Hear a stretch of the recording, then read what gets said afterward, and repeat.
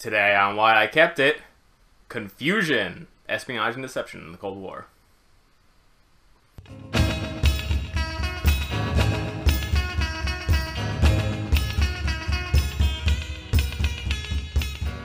Confusion is a two-player abstract strategy game, and you may be bored of me saying that, but this one is different. This is a big box experience. All the other abstracts I tend to cover are, throw them in your bag type little abstract games.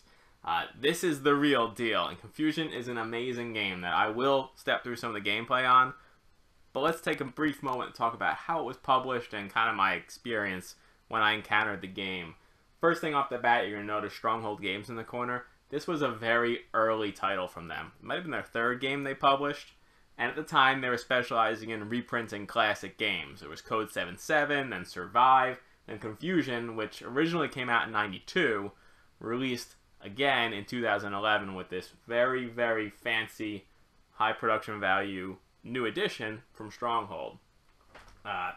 They've also got the Castle Line #1. If you're trying to complete the Castle Line collection, go out and get Confusion before you can't find it anymore. I don't know, maybe you get like 2% more sales as a publisher when you do that, because there's some OCD people who have crazy shelves full of board games who want all the numbers to line up perfectly. That's besides the point. I reviewed this at the time in 2011. We'll touch that at the end. Let me talk about the gameplay here. Think about chess. Now, think about Capture the Flag. So you got a chessboard, but you got a piece in the middle. That's a nuclear briefcase, because this is CIA versus KGB. Very topical. It's coming back. Let's get a third edition here, the Cyber Edition. But the twist here is that you're playing chess blindfolded. You don't know which piece is which. If I told you each of these three pieces had different movement capabilities, you would not know it unless you could see the backside of them, where they have these hollowed out pieces that receive inserts. And these are movement rules. You could take them, shuffle them up, insert them into the piece. They've got this great Bakelite construction, very 50s retro aesthetic. Make an old phone or billiard ball out of this stuff.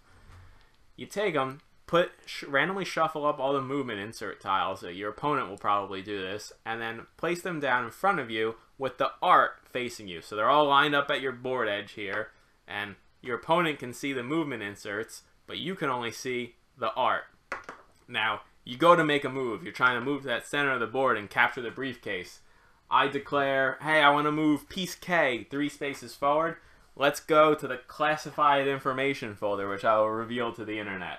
Hey, I tried to move piece K 3 forward. Opponent, is that a legal move or not? Only you can see that side of the piece.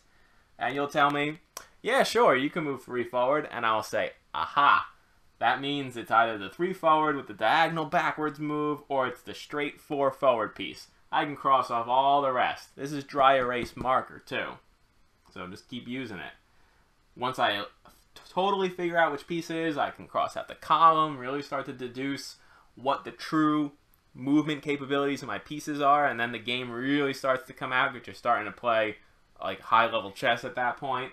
On the opponent's side, I'm answering questions that my opponent will pose to say, is this a legal move? If I say no, you just lose your turn. But you do gain information, so I'll mark down what the opponent has learned and what they've deduced, so I can kind of infer, where are they likely to move, where are they likely to not move based on what they know about their pieces.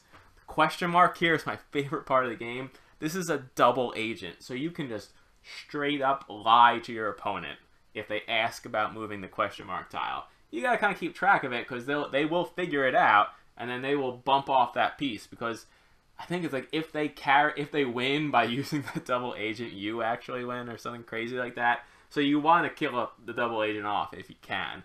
Just don't accidentally kill off the wrong piece suspecting it's the double agent. That's pretty much the whole game. These really neat folders. Here's the KGB one. Each player gets one with a set of dry erase markers. Each person gets a set of 12 of these Bakelite pieces. Here are the red ones for the Ruskies. And they all have this kind of basic 50s cartoon line art on them. I reviewed this back in 2011, and I called it Game of the Year, which I don't think people pick abstracts for Game of the Year as a general principle. Much less did they pick Confusion. I was probably the only one. But I really like this game. I would play this any day of the week.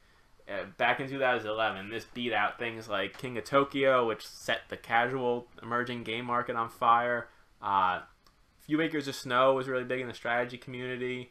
What else was out? Yomi, the Street Fighter type card game from David Sirlin. That's a fantastic system. Came out with their first edition big box that year, which I almost picked as my game of the year. No, Confusion got it. And the other reason I like looking at this on my shelf, if you want to know the why I kept it question, other than it being a fantastic game, this game's got some funny stories to go along with it, like me calling it Game of the Year, which it deserved. When I tried to review this, I was getting lots of review copies at the time because I was doing weekly review at MTV, and they get, like, the landing page for MTV Geek was getting just over 1 million unique visitors a month, which is really good traffic. We had some really good months there. And I would reach out to publishers, and they were happy to provide whatever I wanted to review. Confusion, I reached out to Stephen Bonacore, who was very early in the Stronghold Games days, and he was going to, I'll sell you a copy at half price if you want to review it. So now what the heck? I got a bunch of free games. I might as well throw a little bit of coin at one that looks rather good. I swear this was not sunk cost fallacy. I did not fall in love with Confusion just because I dropped $35 on it.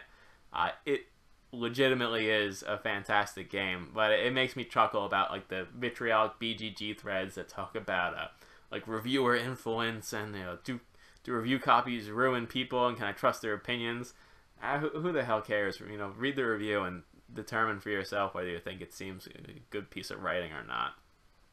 And if it doesn't, don't listen to that person anymore.